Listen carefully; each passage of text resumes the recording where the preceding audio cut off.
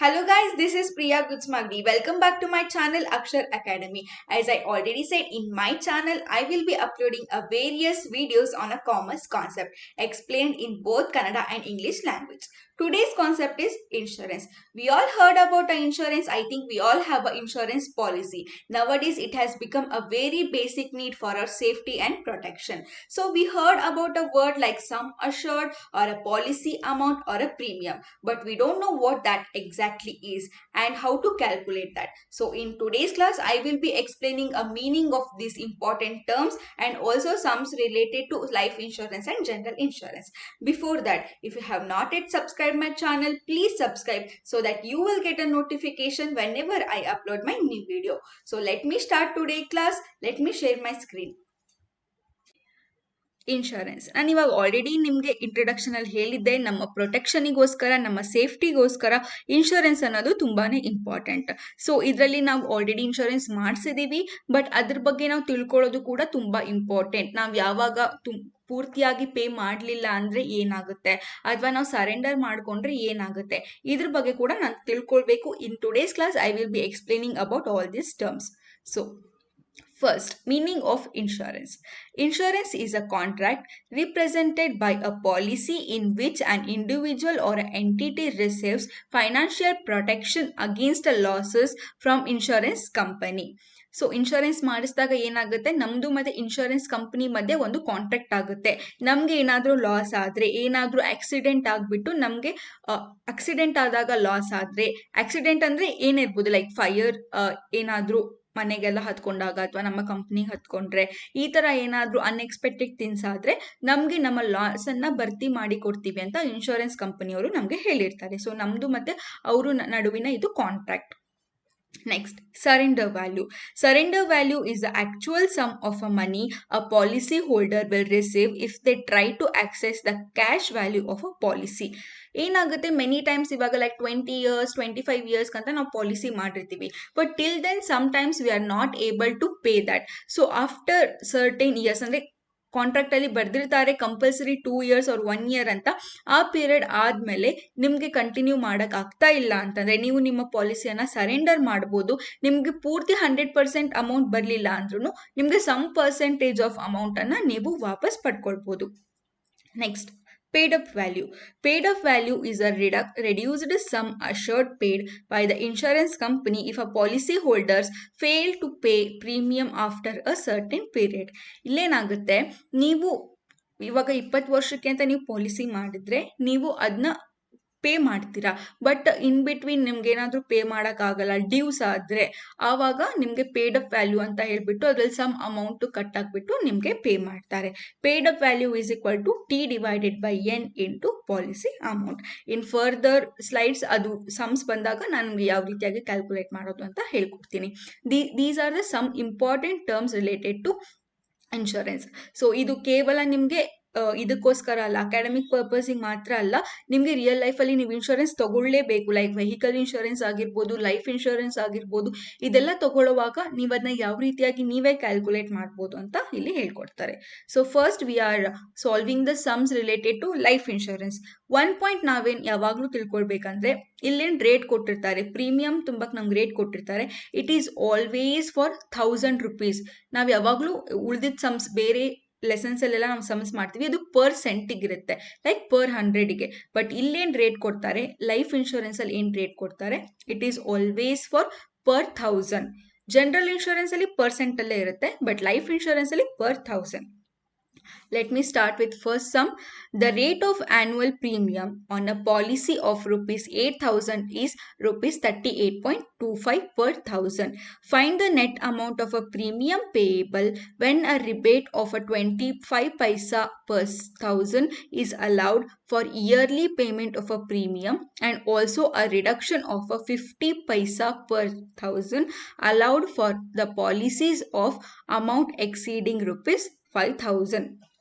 Lane ಕೊಟ್ಟಿದ್ದಾರೆ, annual premium on 8000 is 38.25 per 1000 ಅಂತ ಕೊಟ್ಟಿದ್ದಾರೆ. ಅಂದ್ರೆ ನಮ್ದು ಏನಿದು ಪಾಲಿಸಿ ಅಮೌಂಟ್ ನಮ್ಮದು ಟೋಟಲ್ ಪಾಲಿಸಿ ಅಮೌಂಟ್ ನಾವು ಪೇ ಮಾಡೋದು 8,000 ರುಪೀಸ್. ಅದು ನಾವೇನು ಮಾಡಬೇಕಾಗುತ್ತೆ, ಒಂದು ಕಂತಲ್ಲಿ ಒಂದು ಪ್ರೀಮಿಯಮಲ್ಲಿ 38.25 ಪರ್ ಥೌಸಂಡ್ಗೆ ನಾವು ಪೇ ಮಾಡ್ತಾ ಇದ್ದೀವಿ. ಏನು ಕ್ಯಾಲ್ಕುಲೇಟ್ ಮಾಡಬೇಕು, net amount of a premium payable. ಇಲ್ಲಿ ಏನು ಮಾಡಿದ್ದಾರೆ, ಜಸ್ಟ್ ಪ್ರೀಮಿಯಂ ಮಾತ್ರ ಪೇ ಮಾಡ್ತಾ ಇಲ್ಲ, ಅದ್ರ ಜೊತೆಗೆ ರಿಬೇಟ್ ಅಂದರೆ ಡಿಸ್ಕೌಂಟ್ 0.75 ಪರ್ ಥೌಸಂಡ್ ಡಿಸ್ಕೌಂಟ್ ಕೊಡ್ತಾ ಇದ್ದಾರೆ. And also reduction of a 0.5 0.50 per thousand ನಮಗೆ ಅಲೌವೆನ್ಸ್ ಕೊಡ್ತಾ ಇದ್ದಾರೆ. ಸೊ ಇದೆಲ್ಲ ಸೇರಿಬಿಟ್ಟು ಏನು ಟೋಟಲ್ ನಾವು ಪ್ರೀಮಿಯಮನ್ನು ನಾವು ಪೇ ಮಾಡ್ತಾ ಇದ್ದೀವಿ ಅಂತ ನಾವು ಕಂಡುಹಿಡಿಬೇಕು. ಇದು ನೋಡಿ, 0.50% ಏನು ನಮಗೆ ರಿಡಕ್ಷನ್ ಇದೆ, ಅದು 5,000ಗಿನ್ನ ಜಾಸ್ತಿ ಪಾಲಿಸಿ ಅಮೌಂಟ್ ಇದ್ರೆ ಮಾತ್ರ ಸಿಗುತ್ತೆ. ಸೊ ದ್ಯಾಟ್ ಟಿಲ್ 5,000 ನಮ್ಗೆ ಅದು ಬರೋದಿಲ್ಲ. 5,000 ಆದಮೇಲೆ ಇನ್ನೂ ಏನು 8,000ಅಲ್ಲಿ 5,000 ಬಿಟ್ಟರೆ 3,000 ಉಳಿಯುತ್ತೆ. For that we are getting a reduction of a 0.50 per 1,000 rupees. So how to calculate this? Take down the given points. Policy amount is 8,000 rupees. Premium rate is 38.25 per 1,000. Rebate is 75 paisa per 1,000 ಅಂದರೆ 0.75 per 1,000. Next deduction ನಾನು ಹೇಳಿದೆ, only 3,000 ಮೇಲೆ ನಾವು calculate ಮಾಡ್ತಾ ಇದ್ದೀವಿ. 8,000 minus 5,000 till 5,000 ನಮಗೆ ಯಾವುದೇ reduction ಸಿಗಲ್ಲ, ಅದಕ್ಕಿಂತ ಎಕ್ಸೀಡ್ ಆದರೆ ಮಾತ್ರ ನಮಗೆ ಸಿಗುತ್ತೆ. ಸೊ 3,000ಗೆ 0.50 ಪರ್ 1,000 ನಮಗೆ ಸಿಗ್ತಾ ಇದೆ. Next, calculation of a net amount of a premium. First, premium payable is equal to 38.25 into 8 ಅಂತ ಮಾಡಿದ್ದೀನಿ. ಯಾಕಂದರೆ ನಮ್ಮದು ಪಾಲಿಸಿ ಅಮೌಂಟ್ ಇರೋದು 8,000. ಓಕೆ, ಟೋಟಲ್ ಪಾಲಿಸಿ ಅಮೌಂಟ್ 8,000 ಇದೆ. 1,000ಗೆ 38.25 ಇದೆ. ಸೊ 1,000ಗೆ 38.25 ಆದರೆ 8,000ಗೆ ಅಂದರೆ ಇಂಟು 8 ಮಾಡಬೇಕು. So 38.25 into 8 is equal to 306 rupees. Less rebate of 0.75 into 8. ಇದು ಇಂಟು 8 ಯಾಕಂತ ಇನ್ನೊಂದ್ಸಲ ಹೇಳ್ತಾ ಇದ್ದೀನಿ, ಬಿಕಾಸ್ ಇದು ಎಲ್ಲ ಸಮ್ಮಲ್ಲೂ ಸೇಮ್ ಬರುತ್ತೆ, ನಿಮ್ಗೆ ಇದು ಕ್ಲಿಯರ್ ಆಗಿರಬೇಕು. ನಮಗೆ 1,000ಗೆ ಪರ್ 1,000 ಅಂತ ಕೊಟ್ಟಿದ್ದಾರೆ, 1,000ಗೆ 0.75 ಇದೆ. ಸೊ ದ್ಯಾಟ್ 8,000ಗೆ ಎಷ್ಟಾಗುತ್ತೆ into 8. 0.75 into 8 is equal to 6 rupees. Less deduction 0.50 into 3. ಇದು 3,000ಗಿದೆ. ಡಿಡಕ್ಷನ್ 3,000ಗಿದೆ. So into 3 is equal to 1.5 rupees. We will get the total as a 298.5 rupees. So net amount of a premium payable is rupees 298.5. I hope this sum is clear for you guys. This is a basic sum. Next one, second problem. A policy holder pays rupees 259.15 half yearly for his life insurance.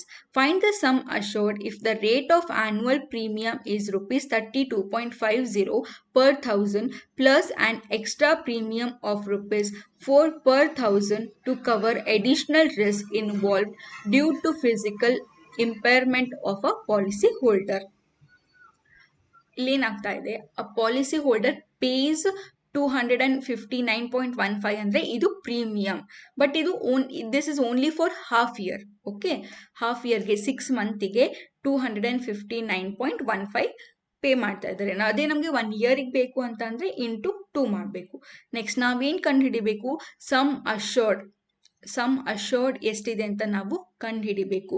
Rate of annual premium ಏನಿದೆ 32.50 per 1,000 ಇದೆ. And extra premium of ₹4 rupees. ಅಂದರೆ ಇವಾಗ ಈ 32.50 ಜೊತೆಗೆ additional risk involved ಇರಬೇಕು ಅಂತ extra ₹4 premium pay ಮಾಡ್ತಾ ಇದ್ದಾರೆ. ಸೊ ಸಮ್ ಅಶ್ಯೂರ್ಡ್ ಎಷ್ಟು ಅಂತ ನಾವು ಕಂಡುಹಿಡಿಬೇಕು. So solution part, take down a given points. Premium amount received is 259.15 for half year. Next, premium rate is equal to 32.50 per 1,000. Coverage for additional risk, we are paying ₹4 per 1,000. Next, total premium payable. First ನಾವು premium ಏನು pay ಮಾಡ್ತಾ ಇದ್ದೀವಿ ಅಂತ calculate ಮಾಡಬೇಕು. ಇಲ್ಲಿ first as usual normal basic premium 32.50 plus additional ₹4. It will come to 36.5 per 1,000. Next, half yearly payable premium. ಇವಾಗ ಇವಾಗ ನಾವು ಹಾಫ್ ಇಯರಿಗೆ ಕ್ಯಾಲ್ಕುಲೇಟ್ ಮಾಡಬೇಕು, ಬಿಕಾಸ್ ಇದು ಕೂಡ ನಾವು ಹಾಫ್ ಇಯರಿಗಂತ ತಗೊಂಡಿರೋದ್ರಿಂದ ಎರಡೂ ನಾವು ಹಾಫ್ ಇಯರ್ಗೆ ಕ್ಯಾಲ್ಕುಲೇಟ್ ಮಾಡಬೇಕು ಸಿಮಿಲರ್ ಆಗಿ. ಸೊ ಇವಾಗ ಈ ಪ್ರೀಮಿಯಂ ಟೋಟಲ್ 36.5 ಏನಿದೆ ಅದು ಪರ್ ಇಯರಿಗಿದೆ. ಇವಾಗ ಏನು ಹಾಫ್ ಇಯರ್ ಕ್ವಾರ್ಟರ್ಲಿ ಏನೂ ಕೊಡಲಿಲ್ಲ ಅಂದರೆ 1 ಇಯರ್ ಅಂತಲೇ ನಾವು ಕನ್ಸಿಡರ್ ಮಾಡೋದು. ಸೊ ಇದು 1 ಇಯರಿಗೆ, ಇದನ್ನು ನಾವು ಹಾಫ್ ಇಯರಿಗೆ ಕನ್ವರ್ಟ್ ಮಾಡ್ಕೊಳ್ಬೇಕು. ಹಾಫ್ ಇಯರಿಗೆ ಕನ್ವರ್ಟ್ ಮಾಡ್ಕೊಳ್ಬೇಕಂದ್ರೆ ಡಿವೈಡೆಡ್ ಬೈ 2 ಮಾಡ್ತೀವಿ. It will come to 18.25 per 1000. Next therefore ನಮ್ಮದು ಫಾರ್ ಎಕ್ಸಾಂಪಲ್ ಪರ್ 1000 ಅಂತ ಕೊಟ್ಟಿದ್ದಾರಲ್ವಾ, ಇವಾಗ ಹಾಫ್ ಇಯರ್ಲಿನೇ ನಾವು ಕ್ಯಾಲ್ಕುಲೇಟ್ ಮಾಡ್ತಾ ಇದ್ದೀವಿ. 1000ಗೆ 18.25 ಆದರೆ 1000ಗೆ 18.25 ಅಂತ ರೇಟ್ ಕೊಟ್ಟಿದ್ದಾರೆ. ಅದರಲ್ಲಿ ನಾವು ಪ್ರೀಮಿಯಂ ಪೇ ಮಾಡೋದು 259.15 ಅಂತಲೂ ಕೊಟ್ಟಿದ್ದಾರೆ. So this 18.25 is equal to 259.15. Then what about this? So if we do a cross multiplication, 1000 into 259.15 divided by 18.25, we will get 14,200. This is for half year. We should remember that. Therefore, the sum assured is rupees 14,200. I hope this is clear. ಇಲ್ಲೇನು half year ಒಟ್ಟಾರೆ ಎರಡೂ ಒಂದೇ ಲೆಕ್ಕಕ್ಕೆ ಮಾಡ್ಕೊಳ್ಬೇಕು. Either we can calculate this for 1 year or we can convert it for a half year. But better to convert this for half year because he is paying it this for half year ಅಂತ question ಅಲ್ಲಿ mention ಮಾಡಿದ್ದಾರೆ. Next, find agent's total earning if he gets 25% commission on the first year's premium of a life insurance policy of rupees 8,000 and also a new business bonus of 1/5 of a commission earned. The rate of annual premium being rupees 32.10 per 1000. ಏನು calculate ಮಾಡಬೇಕು? ಏಜೆಂಟ್ದು total commission ಅನ್ನ calculate ಮಾಡಬೇಕು ಅಂತ ಇಲ್ಲಿ mention ಮಾಡಿದ್ದಾರೆ. So how to calculate this? 25,000 commission rate ಅಂತ ಇಲ್ಲಿ ಮೆನ್ಷನ್ ಮಾಡಿದ್ದಾರೆ. 25,000 is commission rate. Next, premium life insurance policy of 8,000 ಅಂದರೆ ಪಾಲಿಸಿ ಅಮೌಂಟ್ ಟೋಟಲ್ ನಾವು ಪೇ ಮಾಡೋದು ಪಾಲಿಸಿ ಅಮೌಂಟ್ ಇಸ್ 8,000. ಸೊ ಏನಾಗುತ್ತೆ, ಅವರಿಗೆ ಸೇಮ್ ಇರಲ್ಲ. ಇವಾಗ ಫಸ್ಟ್ ಇಯರ್ಗೆ 25% ಕೊಡ್ಬೋದು, ಅದೇ ನೆಕ್ಸ್ಟ್ ಇಯರಿಗೆ 10% ಕಮಿಷನ್ ಕೊಡ್ಬೋದು, ನೆಕ್ಸ್ಟ್ ಇಯರ್ಗೆ ಅದು 5% ಆಗ್ಬೋದು. ಈ ಥರ ರಿಡಕ್ಷನ್ ಆಗ್ತಾ ಇರುತ್ತೆ. ಸೊ ಅವ್ರೇನು ಹೇಳಿದ್ದಾರೆ, 25% ಇದ್ರ ಮೇಲೆ ಕಮಿಷನ್ ಸಿಗುತ್ತೆ, ಪ್ಲಸ್ ಅವರಿಗೆ 1/5 ಬೋನಸ್ ಕೂಡ ಅವರಿಗೆ ಸಿಗ್ತಾ ಇದೆ. ಸೊ ಪ್ರೀಮಿಯಂ ಅಮೌಂಟ್ ಎಷ್ಟಿದೆ? 32.10.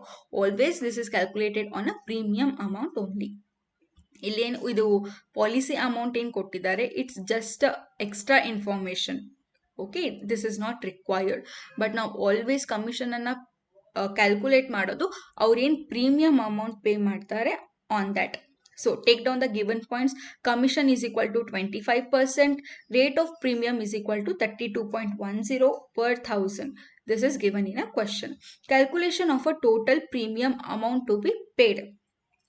ಅಂದರೆ ಟೋಟಲ್ ಎಷ್ಟು ಪ್ರೀಮಿಯಮನ್ನು ಪೇ ಮಾಡ್ತಾ ಇದ್ದಾರೆ ಅಂತ ನಮ್ಗೆ ಗೊತ್ತಾದರೆ ಅದ್ರ ಮೇಲೆ 25% ಮಾಡಿಬಿಟ್ರೆ ನಮಗೆ ಫೈನಲ್ ಆನ್ಸರ್ ಸಿಗುತ್ತೆ. So total premium is equal to 32.10 into 8 ಯಾಕೆ ಪರ್ 1000 ಕೊಟ್ಟಿದ್ದಾರೆ. 1000ಗೆ 32.10 ಆದರೆ 8000ಗೆ into 8 256.8 we have got.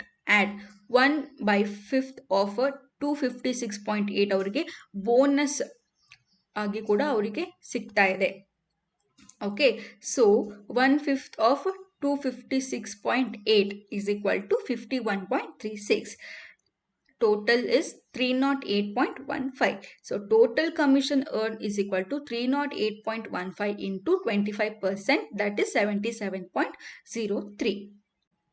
Fourth sum, a person pays a premium at rupees 18.50 per 1000 every 6 months on his life insurance policy of rupees 7,000. He surrenders the policy after paying a premiums for a 4 years. What cash amount does he obtain if the surrender value granted by the corporation is 35% of the premiums paid excluding the first year premium? Read the question once, understand the question. ಏನೇನು ಕೊಟ್ಟಿದ್ದಾರೆ ಇವಾಗ? Premium 18.50 per 1000 only for 6 months. If we need to calculate this for whole year, we need to multiply this by 2. So policy amount ಎಷ್ಟಿದೆ? 7,000 rupees. 4 years as usual premium pay ಮಾಡಿದ್ದಾರೆ. 4 year ಆದಮೇಲೆ ಅವ್ರಿಗೆ pay ಮಾಡೋಕೆ ಆಗ್ತಾ ಇಲ್ಲ ಅಥವಾ ಏನೋ emergency ಬಂದು ಅವ್ರು ಇವಾಗ ಕ್ಯಾಶ್ ಬೇಕಾಗಿದೆ, ಸೊ ಸರೆಂಡರ್ ಮಾಡ್ತಾ ಇದ್ದಾರೆ ಪಾಲಿಸಿಯನ್ನು. ಕಾರ್ಪೊರೇಷನ್ದವ್ರು ಮುಂಚೆನೇ ಏನು ಹೇಳಿದ್ದಾರೆ, ನೀವೇನಾದರೂ ಸರೆಂಡರ್ ಮಾಡಿದ್ರೆ ನಿಮಗೆ 35% ಆಫ್ ದ ಪ್ರೀಮಿಯಂ ನಿಮಗೆ ಕೊಡ್ತೀವಿ ಅಂತ ಮೆನ್ಷನ್ ಮಾಡಿದ್ದಾರೆ ಕಾಂಟ್ರಾಕ್ಟಲ್ಲಿ.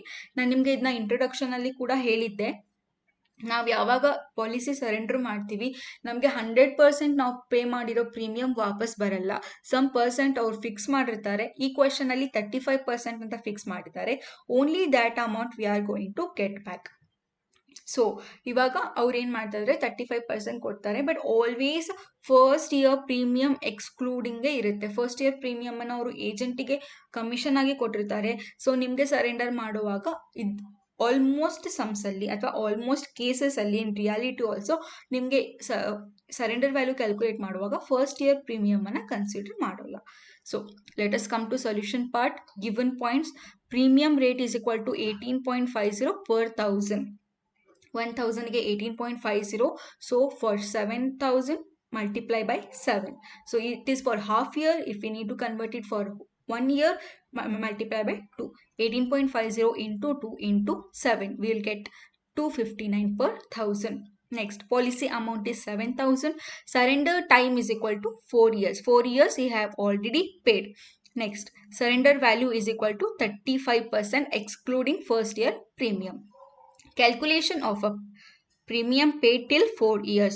Premium paid is equal to 259 1 year ಇದೆ, ನಾವಿಲ್ಲಿ ಕ್ಯಾಲ್ಕುಲೇಟ್ ಮಾಡಿದ್ದೀವಿ.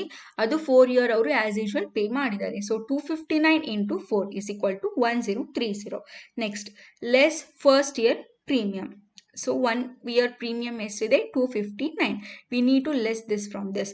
ಸೊ 259 ಆರ್ ಎಲ್ಸ್ ನಾವಿಲ್ಲಿ ಡೈರೆಕ್ಟ್ಲಿ 3 ಅಂತ ಮಲ್ಟಿಪ್ಲೈ ಬೈ 3 ಕೂಡ ನಾವು ಮಾಡ್ಕೊಳ್ಬೋದು. We will get 777. So after surrendering the cash, the cash obtained is 777 rupees into 35%. ಇದ್ರದ್ದು 777 ನಾವು ಪ್ರೀಮಿಯಂ ಪೇ ಮಾಡಿದ್ದೀವಿ. But they are not going to return whole 100%. They are returning only 35%. That will come to 271.95 rupees. Next one, fifth problem.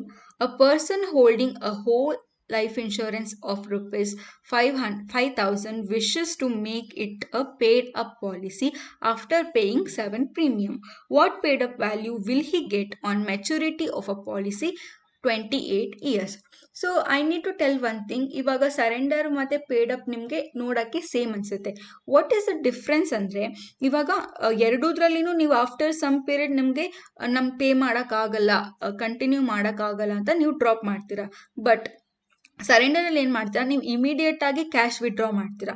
So that ನಿಮ್ಗಲ್ಲಿ reduction ಆಗಿ ಬರುತ್ತೆ. But paid up ಅಲ್ಲಿ ಏನು, ಇವಾಗ ನೀವು 7 years ನೀವು ಪೇ ಮಾಡಿದ್ದೀರಾ. After that if you can't pay that, leave that amount there itself. ಏನು pay ಮಾಡಿದ್ದೀರಾ ಇವಾಗ 7 ಇಯರ್ಸ್, ಅದನ್ನ ಅಲ್ಲೇ ನಿಮ್ಮದು ಮೆಚುರಿಟಿ ಪೀರಿಯಡ್ ಮುಂಚೆನೇ ಮೆನ್ಷನ್ಡ್ ಆಗಿರುತ್ತಲ್ವ, ಅಲ್ಲಿವರೆಗೂ ನೀವು ಬಿಟ್ಟರೆ ನಿಮಗೆ ಅದು ಪೇಡ್ ಅಪ್ ಅಂತ ಕನ್ಸಿಡರ್ ಆಗುತ್ತೆ. ಮೆಚುರಿಟಿ ಪೀರಿಯಡ್ ಅಂದರೆ ಏನು, ಇವಾಗ ಒಂದು ಪಾಲಿಸಿ 10 ವರ್ಷಕ್ಕೆ ನೀವು ಬೆನಿಫಿಟ್ ಸಿಗುತ್ತೆ, 20 ವರ್ಷಕ್ಕೆ ನಿಮಗೆ ಬೆನಿಫಿಟ್ ಸಿಗುತ್ತೆ, 10 ವರ್ಷ ನೀವು ಪೇ ಮಾಡಬೇಕು ಅಂತ ಹೇಳಿರ್ತಾರಲ್ವ, that is called maturity period. So take down the given points. Policy amount is equal to 5,000. Premiums paid is equal to 7 years. We'll consider it as years because they have not mentioned like half year or a quarterly. So 7 year ಅಂತ ನಾವು consider ಮಾಡಿದ್ದೀವಿ. 7 years pay ಮಾಡಿದ್ದಾರೆ. Maturity time is equal to 28 years. So ನಾನು ನಿಮಗೆ introduction first ಸ್ಲೈಡಲ್ಲಿ ಈ formula ಕೂಡ ಹೇಳಿದ್ದೆ.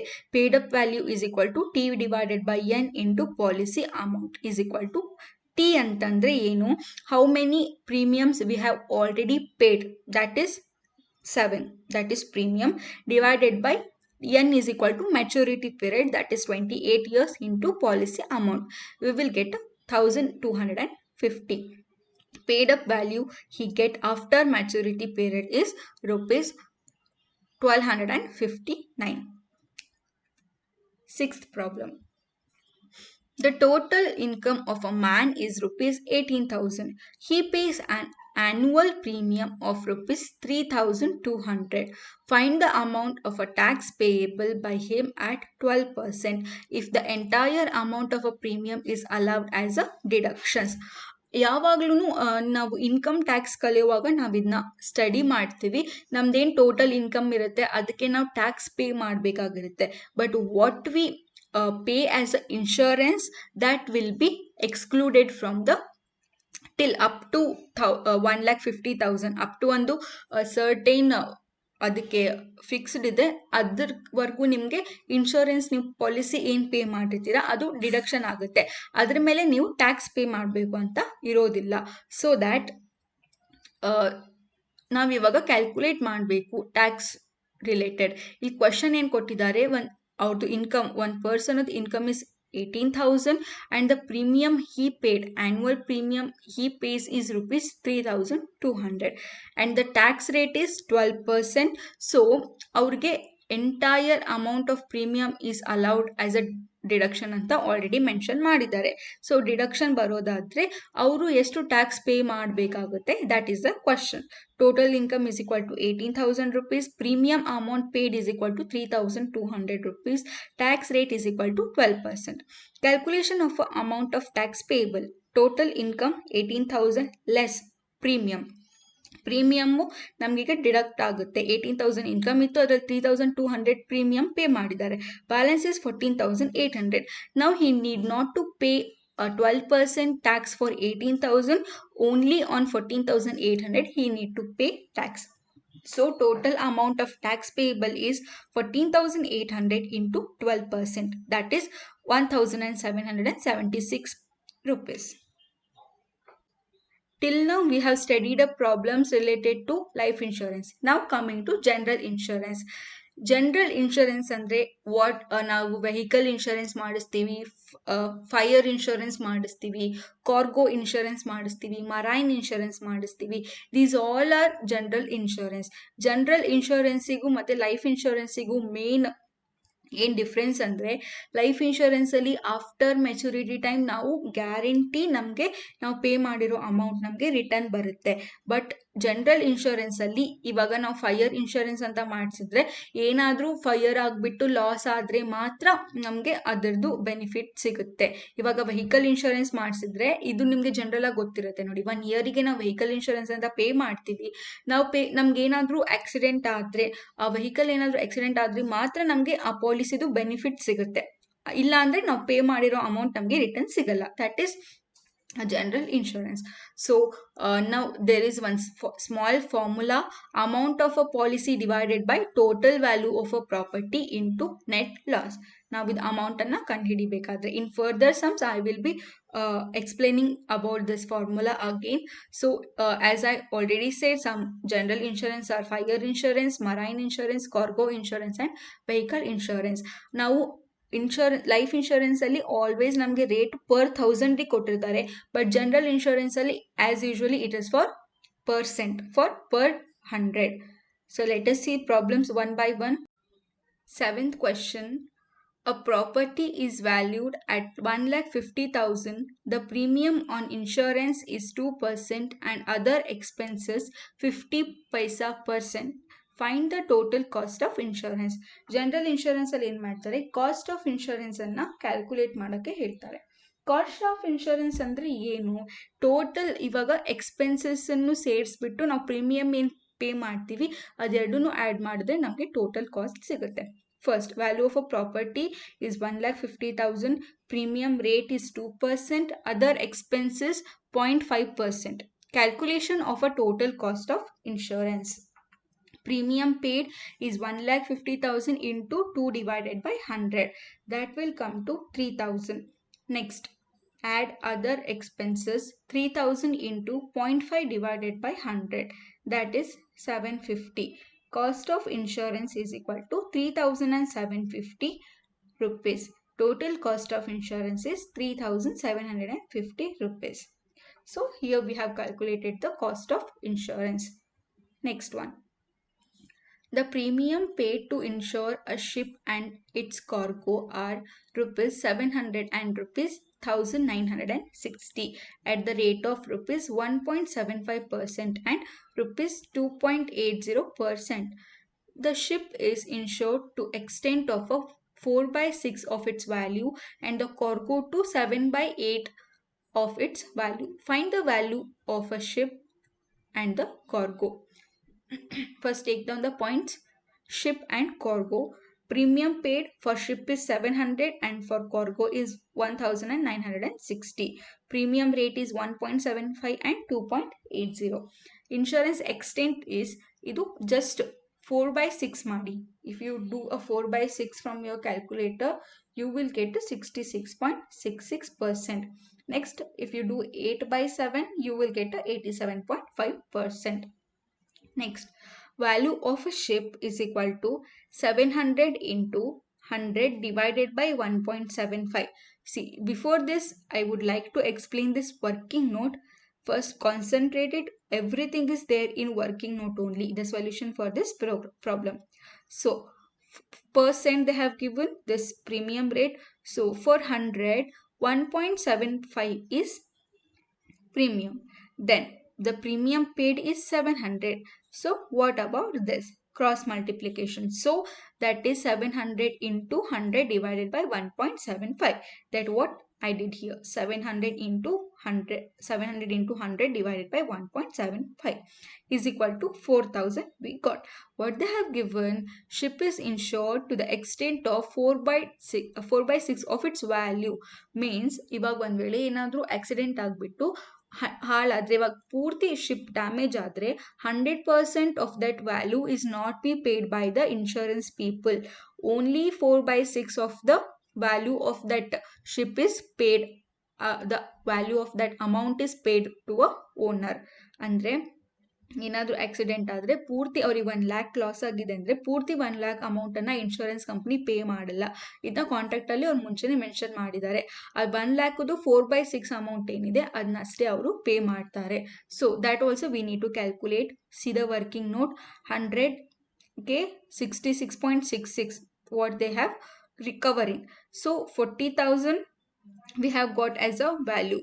So ಇವಾಗ 40,000 ಅವರು ಪೇ ಮಾಡ್ತಾ ಇದ್ದಾರೆ. 66.66 ಅಂತ ಅನ್ಕೊಂಡ್ರೆ ಅಷ್ಟೇ ಪೇ ಮಾಡ್ತಾರೆ ಅನ್ಕೊಂಡ್ರೆ 40,000 ಪೇ ಮಾಡ್ತಾ ಇದ್ದಾರೆ. ಸೊ 100 ಅಂತ ಅಂದರೆ ಎಷ್ಟು ಅಂತ ಕ್ಯಾಲ್ಕುಲೇಟ್ ಮಾಡಿದ್ರೆ ನಮಗೆ ಪೂರ್ತಿ ವ್ಯಾಲ್ಯೂ ಆಫ್ ಶಿಪ್ ಸಿಗುತ್ತೆ. Once again I would like to explain ಯಾಕೆ ನಾವು ಇದನ್ನ ಮಾಡ್ತಾ ಇದ್ದೀವಿ ಅಂದರೆ, ಇಲ್ಲಿ ಈ ಕ್ಯಾಲ್ಕುಲೇಷನಲ್ಲಿ ನಾವು ಅವ್ರು ಎಷ್ಟು ರಿಕವರಿ ಮಾಡ್ತಾ ಇದ್ದಾರೆ ಅಂತ ತಿಳ್ಕೊಂಡ್ವಿ. 40,000 rupees ಅವ್ರು ನಮಗೆ ರಿಕವರ್ ಮಾಡ್ತಾ ಇದ್ದಾರೆ. ಬಟ್ ಆ 40,000 ಏನಿದೆ ಅದು ವ್ಯಾಲ್ಯೂ ಆಫ್ ಶಿಪ್ ಅಲ್ಲ. ಓನ್ಲಿ 66.66 ದಟ್ ಈಸ್ 4 by 6 ಅವ್ರು ಪೇ ಮಾಡ್ತಾ ಇದ್ದಾರಲ್ವಾ. 4 by 6 ಅಂದರೆ ಅವರು 40,000 ಪೇ ಮಾಡ್ತಾ ಇದ್ದಾರೆ. 100 ಅಂದರೆ ಎಷ್ಟು? Cross multiplication. That is 40,000 into 100 divided by 66.66. That is what I did here.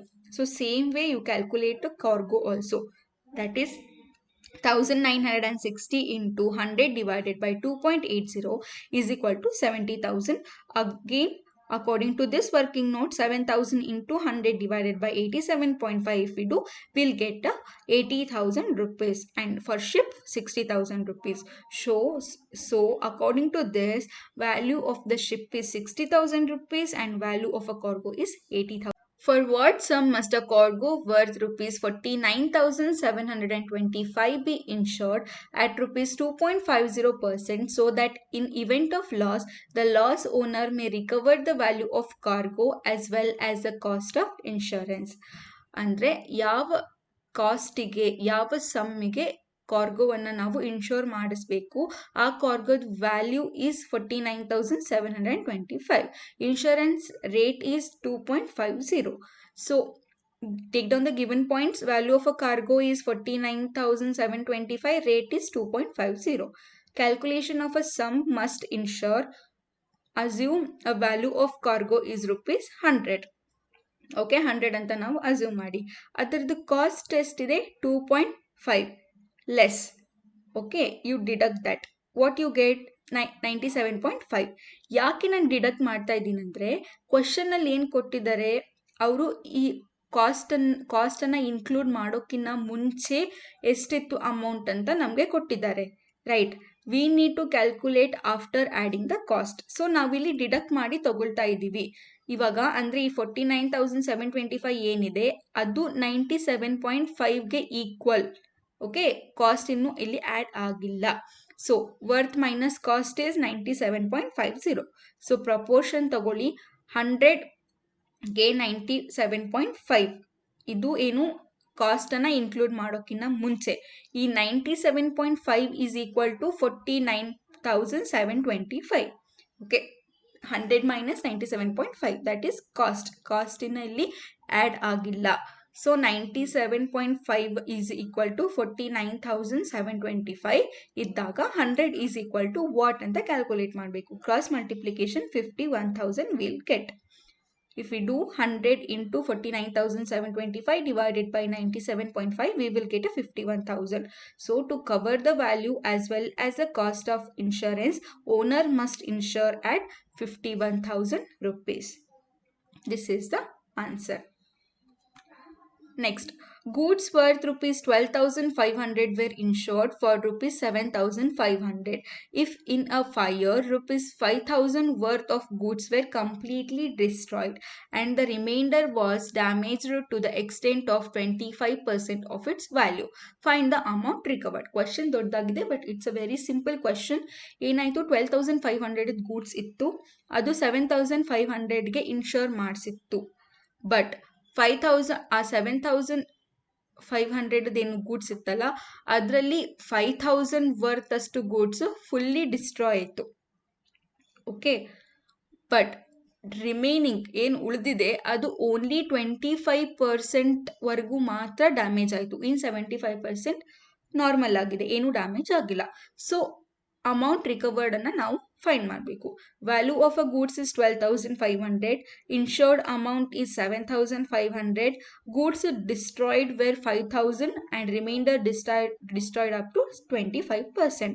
Working ನೋಡಿ, ನಾವು ನೆಟ್ ಲಾಸನ್ನು ಕಂಡುಹಿಡಿಬೇಕು. ಇಲ್ಲೇನು ಫಾರ್ಮುಲಾ ಇದೆ ನೋಡಿ, ದ ಅಮೌಂಟ್ ರಿಕವರ್ಡನ್ನು ನಾವು ಕ್ಯಾಲ್ಕುಲೇಟ್ ಮಾಡಬೇಕಂದ್ರೆ ಅದಕ್ಕೆ ಫಾರ್ಮುಲಾ ಇದೆ. Amount of policy divided by total value of property into net loss.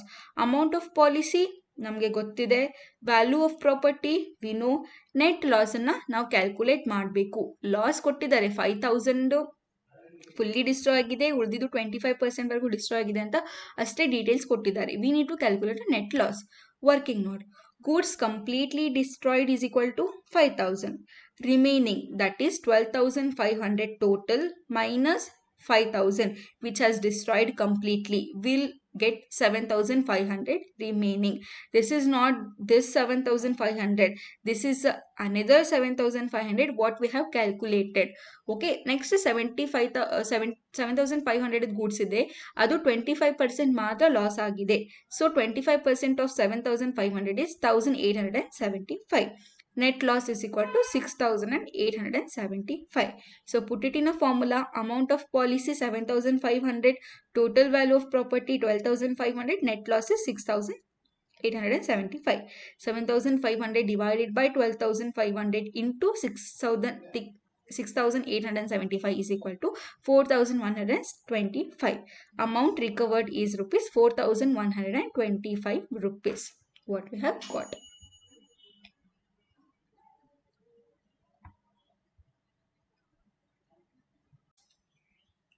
I hope you all have watched the video. I hope the concept is clear for you guys. If you have any doubts, please put it on a comment box.